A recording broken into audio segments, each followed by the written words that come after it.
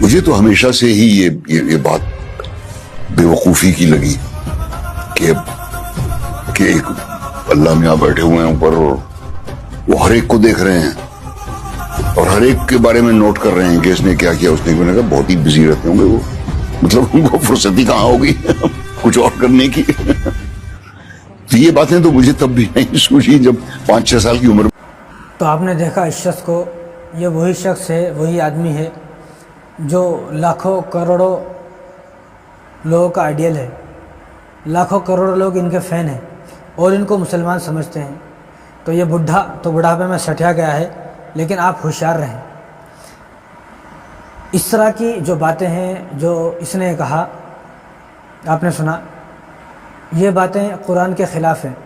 قرآن میں اللہ تبارک و تعالیٰ نے بار بار فرمایا، ایک جگہ نہیں بلکہ سینکڑوں مرتبہ قرآن کے اندر آیا، اور آپ نے بھی بارہا سنا ہوگا۔ قرآن آپ سنتے ہیں یا پڑھتے ہیں تو آپ نے بار بار ایک آیت پڑھی ہوگی کہ خبیر بما تعملون، بار بار قرآن میں آتا رہتا ہے، خبیر بما تعملون، خبیر بما تعملون۔ ایک آیت ہے علیم بذات الصدور، علیم بذات الصدور، آپ سنتے رہتے ہیں، بار بار قرآن میں آتا رہتا ہے۔ اور ایک جگہ ہے انہ علیم بذات الصدور الا یعلم من خلق وهو اللطیف الخبیر۔ ان آیتوں کا مطلب کیا ہے؟ ان آیتوں کا مطلب یہ ہے، اللہ تعالیٰ یہ بتا رہے کہ میں نے تمہیں بنایا، میں نے تمہیں پیدا کیا، لہٰذا مجھے تمہارے ہر کام کی خبر ہے۔ علیم بذات الصدور کیا مطلب؟ کہ دل کے اندر جو بات ابھی پیدا بھی نہیں ہوئی ہے اس کو بھی اللہ تبارک و تعالیٰ جانتے ہیں، اور جو بات دل کے اندر پیدا ہو گئی ہے ظاہر سی بات اس کو تو اللہ تبارک و تعالیٰ جانیں گے۔ اور خبیر بما تعملون، اللہ تبارک و تعالیٰ کو تمہارے ہر کام کی خبر ہے، تم کیا کر رہے ہو، کہاں جا رہے ہو، کس سے بات کر رہے ہو، کیا کر رہے ہو، کیا نہیں کر رہے ہو، ان تمام چیزوں کی خبر اللہ تبارک و تعالیٰ کو ہے۔ اور کیوں ہے؟ کیونکہ اللہ تعالیٰ نے خود فرمایا ان اللہ علی کل شیء قدیر۔ یہ آیت تو بچوں کو یاد ہوتی ہے، یعنی اللہ تبارک و تعالیٰ تمام چیزوں پر قادر ہے۔ لیکن یہ باتیں اس آدمی کو سمجھ میں آتی ہیں جس کا ایمان مضبوط ہے، جس کا ایمان مضبوط ہے، ایمان کامل ہے۔ اب یہ وہ شخص ہے کہ جس شخص کو لوگ مسلمان سمجھتے ہیں، میں تو اس شخص کا نام نہیں لوں گا، آپ جانتے ہیں، اور ہم تو چاہتے بھی نہیں اپنی زبان سے ایسے لوگوں کا نام لینا کہ جو آدمی ہمارا نہیں ہوا، اسلام کا نہیں ہوا، وہ کسی کا نہیں ہوگا۔ تو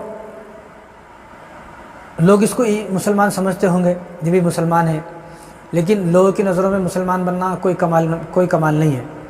مسلمان بننا اللہ کی نظروں میں کمال ہے۔ ہر آدمی کو اللہ کی نظروں میں مسلمان بننا ہے۔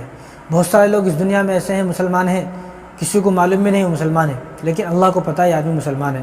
اور بہت سارے لوگ آپ نے دیکھے ہیں حاجی ہے، نمازی ہیں، عمرہ کرے ہوئے ہیں اور چلہ انہوں نے لگایا ہوا ہے، تبلیغ میں پوری زندگی لگ رہی ہے، لیکن حد درجے نکمے ہیں وہ لوگ، ساری دنیا کی برائیاں ان کے اندر بھری ہوئی ہیں۔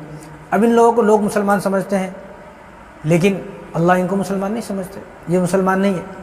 تو لہٰذا اللہ کی نظروں میں ہمیں مسلمان بننا ہے۔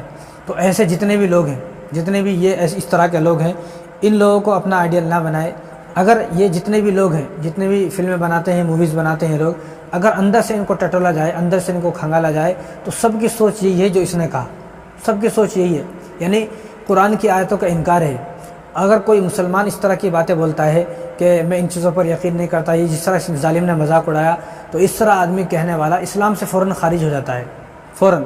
تو اگر آدمی کو ان تمام چیزوں پر شک ہے، شبہات ہے، تو وہ علماء کے درمیان بیٹھے اور بزرگوں سے اپنا رابطہ کرے تو یقین ہوگا۔ لیکن اگر کوئی آدمی علماء کے پاس نہیں بیٹھتا ہے اور بزرگوں سے اس کا کوئی واسطہ نہیں ہے، تو چند دن کے بعد اس کا ذہن بھی اسی طرح خراب ہو جائے گا جس طرح اس کا ذہن خراب ہو چکا ہے۔